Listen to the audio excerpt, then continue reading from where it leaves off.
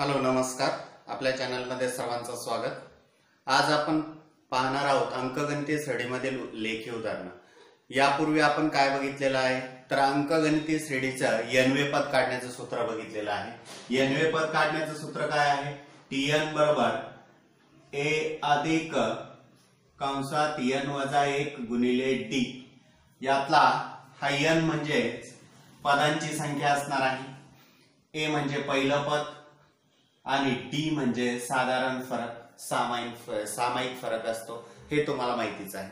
त्यानंतर आपण बघितलं होतं n पदांची बेरीज काढण्याचं सूत्र. n पदांची बेरीज काढण्याचं सूत्र काय आहे? Sn बरोबर n छेद 2 चौकटी कंसात 2a अधिक गोल कंसात n वजा 1 गुणिले d चौकटी कंस पूर्ण.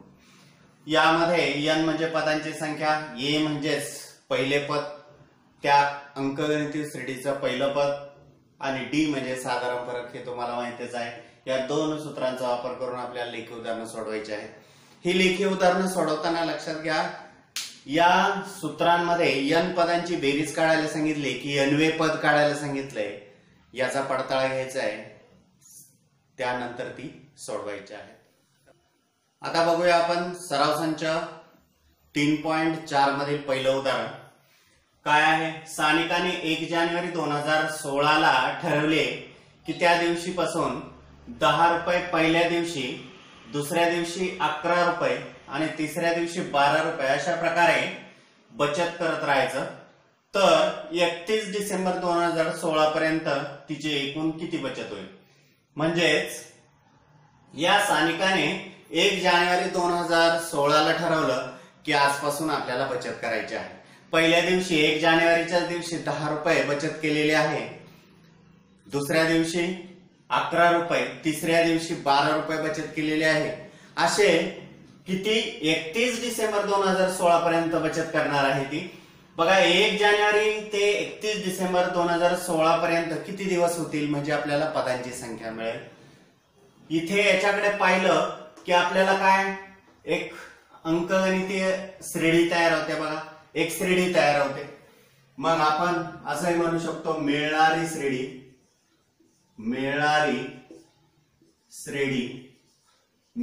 श्रेणी काय असेल? मग पहिल्या दिवशी 10 रुपये बचत, दुसऱ्या दिवशी 11 रुपये, तिसऱ्या दिवशी 12 रुपये, चौथ्या दिवशी अशी वाढत वाढत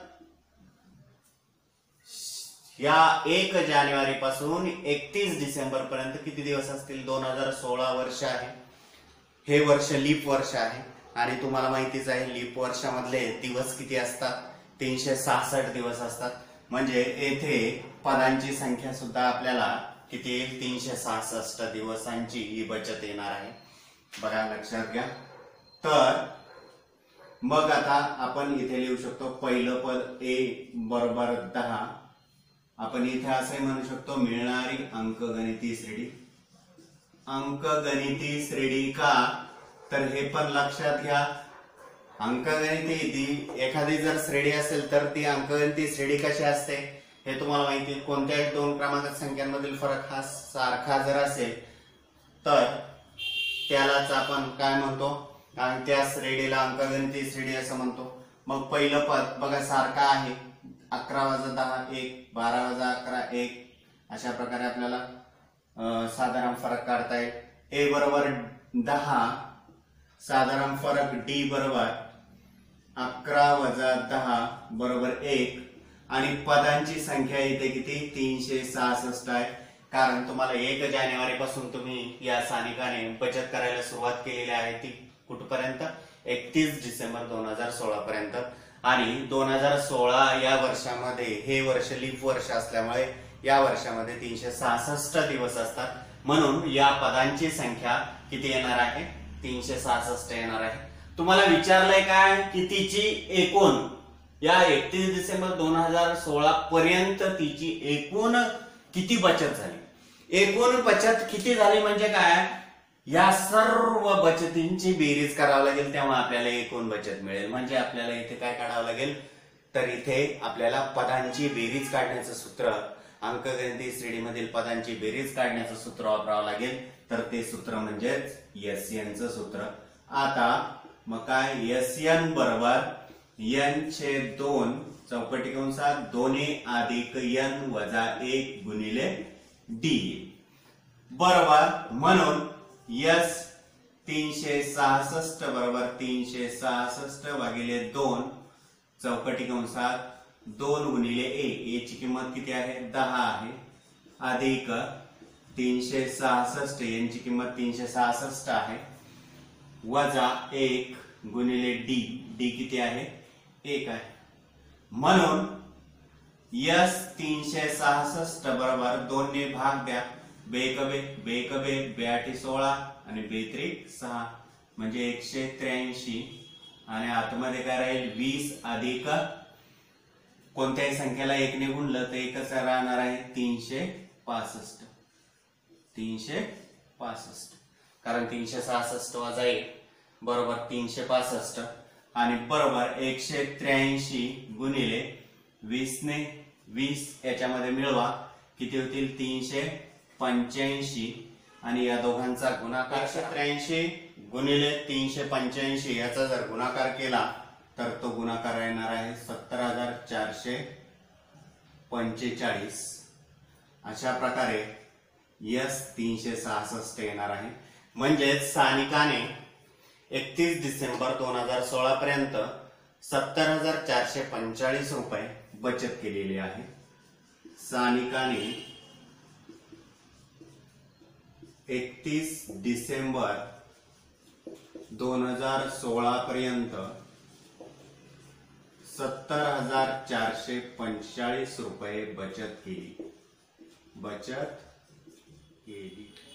143 गुणिले 385 यांचा जर गुणाकार केला तर तो 17,445 येणार आहे सॉरी ते 55 येईल आणि सानिकाने 31 डिसेंबर 2016 पर्यंत 17,455 रुपये बचत केली असं आपण म्हणू शकतो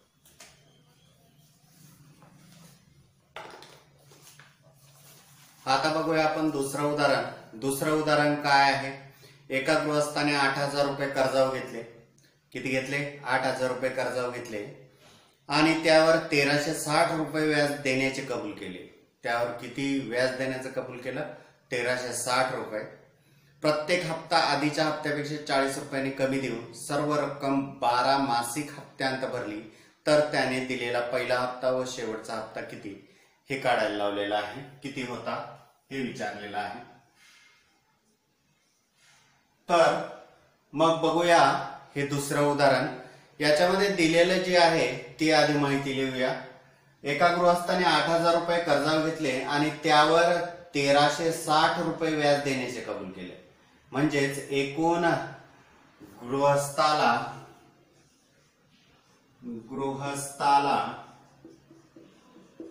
एकूण फेडण्याची रक्कम बरोबर एकूण रक्कम किती होणार आहे किती फेडावं लागणार आहे की त्याने जे कर्जावर घेतलेले आहे ते 8,000 रुपये आणि प्लस अधिक 1,360 रुपये व्याज मग 8,000 अधिक 1,360 बरोबर किती होणार आहेत 9,360 रुपये म्हणजे त्या गृहस्थाला 9,360 रुपये एकूण फेडावे लागतील प्रत्येक हप्ता आधीच्या हप्त्यापेक्षा 40 रुपयांनी कमी देऊन म्हणजेच बघा प्रत्येक हप्ता हा आधीच्या हप्त्यापेक्षा 40 रुपयांनी कमी देऊन 12 हप्त्यांत परतफेड करायची किती हप्त्यांत 12 हप्त्यांत परतफेड करायची आहे बघा दोन क्रमागत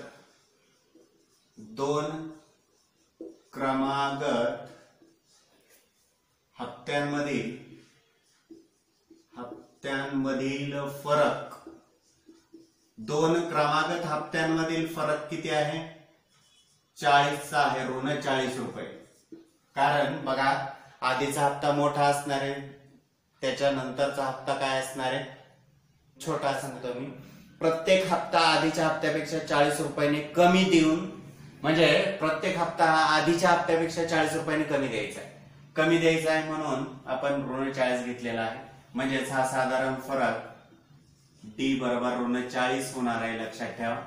डी बरोबर किती होणार आहे, ऋण 40. आणि सामायिक फरक, साधारण फरक हा जर सामायिक येत असेल तर ती अंकगणितीय श्रेणी होणार आहे. मग या अंकगणितीय श्रेणीचे ही एकूण रक्कम आहे म्हटल्यानंतर आता बघा या गृहस्थाला एकूण रक्कम फेडायची एवढी, किती हप्त्यात, 12 हप्त्यात. ती रक्कम, ते पण लिहूया, रक्कम 12 हप्त्यांत फेडायची आहे, म्हणून आपण इथे n बरोबर किती 12 हप्ते घेतलेले आहेत, n बरोबर 12 पण आहे.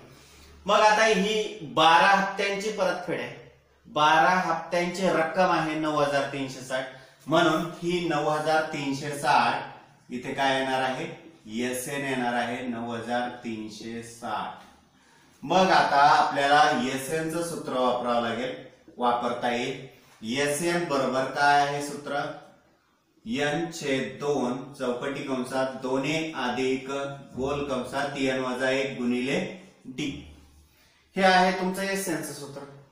मग आता SN तुम्हाला दिलेलंच आहे किती, 9360 रुपये बरोबर. n बरोबर हप्त्यांची संख्या 12/2 चौकटी कंसात 2a अधिक 12 वजा 1 गुणिले d, d बरोबर किती आहे, ऋण 40 दिलेला आहे, आपल्याला दिलेला आहे की नाही. मग आता आपल्याला काय करता येईल, आपल्याला इथे संक्षिप्त रूप द्या, बेटवे बेसक 12 म्हणजे 9360 बरोबर 6 गुणिले 2a अधिक 11 गुणिले ऋण 40. त्यानंतर काय करा बघा, म्हणून 9360 बरोबर 6 गुणिले 2a अधिक, आता ऋण धन गुणिले ऋण ऋण होणार आहे आणि 11/0 म्हणजेच इथे वजा 440 होणार आहे, लक्षात ठेवा. किती होणार आहे हे बघा, 11/0 ते लिहिलेलं आहे आणि धन गुणिले ऋण ऋण, म्हणून हे 6 गुणाकारला आहे, अलीकडे आल्यानंतर भागाकारला येते, 3660 भागिले 6 बरोबर 2a वजा 440, 6 ने भाग द्या, 6 1 6, 6 1 6, 9तून 6 गेले 3 राहिले, वरतून घेतला 3, 6 पंचे 30, 33 मधून 30 गेले 3 राहिले, वरतून घेतला 6 36 झाले, 6 6 36 आणि 6 0 0 म्हणजेच 1560 बरोबर 2a वजा 440 येणार आहे. म्हणून 1560 हे वजा 440 अलीकडे आल्यानंतर अधिक 440 होते बरोबर 2a, आणि म्हणून दोघांची बेरीज करा, बेरीज किती येणार आहे बघा, 0 0 0, 6 4 10 चला 1, 5 4 9 1 10 चला 1 2, 2000 बरोबर 2a, आणि म्हणून 2 भागाकारला ना, 2000 भागिले 2 बरोबर a, आणि म्हणून a बरोबर 1000 येणार आहे. आणि a काय मांडलेला आहे, a म्हणजे आपला हप्त्यातला पहिला हप्ता येईल, a बरोबर काय येणार आहे, पहिला हप्ता येणार आहे.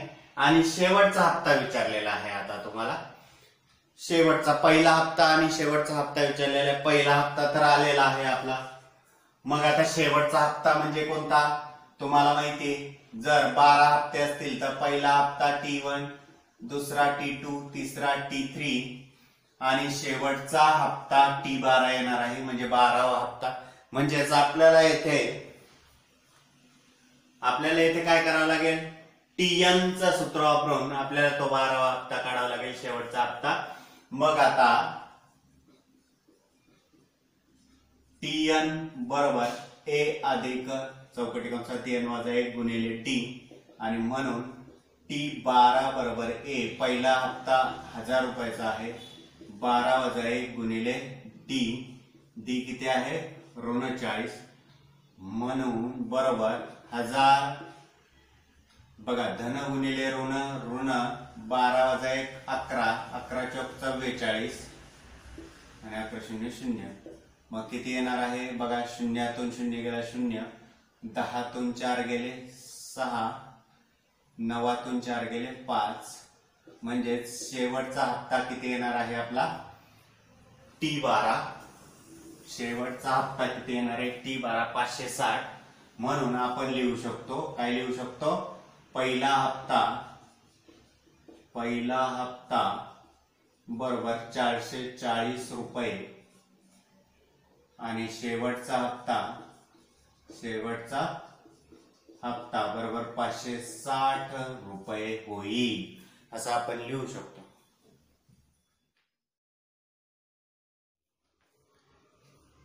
आता बघूया आपण तिसरं उदाहरण। सचिनने राष्ट्रीय बचत प्रमाणपत्रांमध्ये पहिल्या वर्षी 5000 रुपये दुसऱ्या वर्षी 7000 रुपये तिसऱ्या वर्षी 9000 रुपये याप्रमाणे रक्कम गुंतवली तर त्याची 12 वर्षातील एकूण गुंतवणूक किती असं विचारलेलं आहे। मग जे दिलेलं आहे ते प्रथमतः आपण काय करूया लिहून घेऊया। सचिनने राष्ट्रीय बचत प्रमाणपत्रांमध्ये पहिल्या वर्षी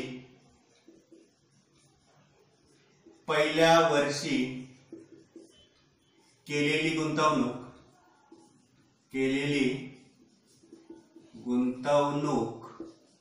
किती होती 5000 रुपये दुसऱ्या वर्षी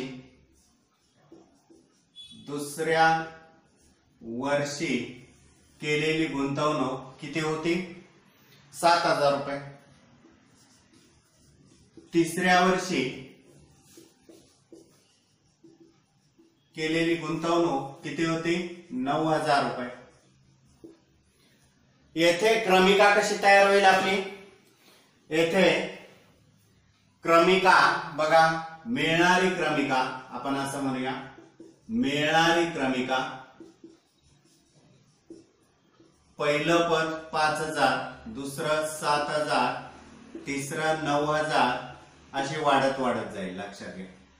बघा आता इथे सामायिक फरक काढून घेऊया बघूया साधा या दोन क्रमांकित संख्यांमधील फरक किती आहे 7000 वजा 5000 2000 या दोन क्रमांकित संख्यांमधील फरक 9000 वजा 7000 2000 म्हणजे सामायिक फरक स्थिर आहे। येथे सामायिक फरक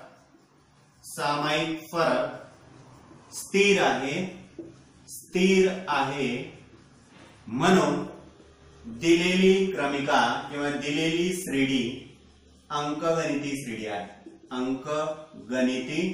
श्रेणी आहे।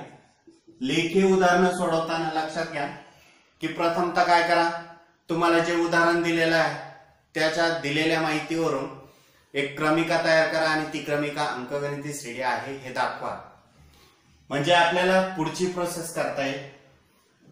मग अंकगणिती श्रेणीमध्ये तुम्हाला विचारलंय काय शेवटी की 12 वर्षातील एकूण गुंतवणूक किती त्या सचिन या गृहस्थांची 12 वर्षातील एकूण बचत किती असं म्हटलंय। मग किती वर्ष बचत केलेली आहे 12 वर्ष म्हणून येथे आपल्याला असंही म्हणता येईल आता येथे पहिलं पद A बरोबर 5000 साधारण फरक D बरोबर दोन क्रमांकित संख्यांमधील फरक 2000 आणि किती वर्षाची गुंतवणूक करायची आहे किती वर्षाची गुंतवणूक काढायची आहे 12 वर्षातील एकूण गुंतवणूक म्हणजेच पदांची संख्या 12 येणार आहे। येथे तुम्हाला काय काढावं लागेल आता SN कारण पदांची संख्या पदांची बेरीज काढण्याचं सूत्र अंकगणिती श्रेणीच्या पदांची बेरीज काढण्याचं सूत्र SN चं सूत्र आहे।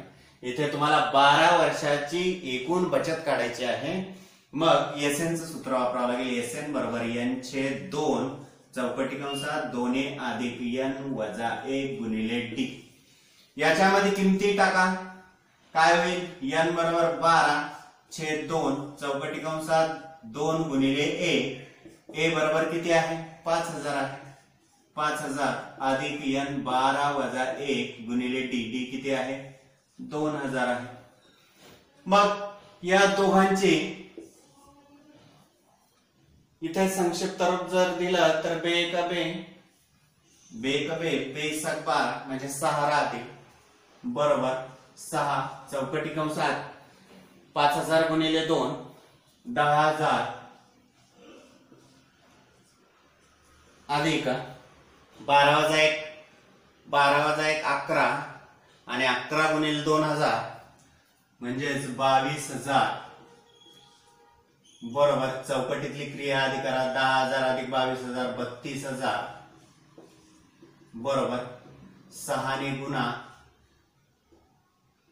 12, चला एक सावित्री काढणे 19 म्हणजेच 1,92,000 रुपये एकूण त्या सचिनची बचत होणार आहे. म्हणून पूर्ण वाक्यात आपण लिहिणार आहोत, काय लिहिणार आहोत, सचिनची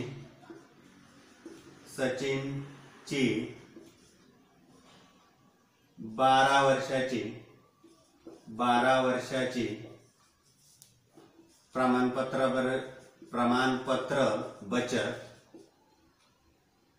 प्रमाणपत्र ची एकूण बचत 1,92,000 रुपये होईल असं आपण लिहू शकतो.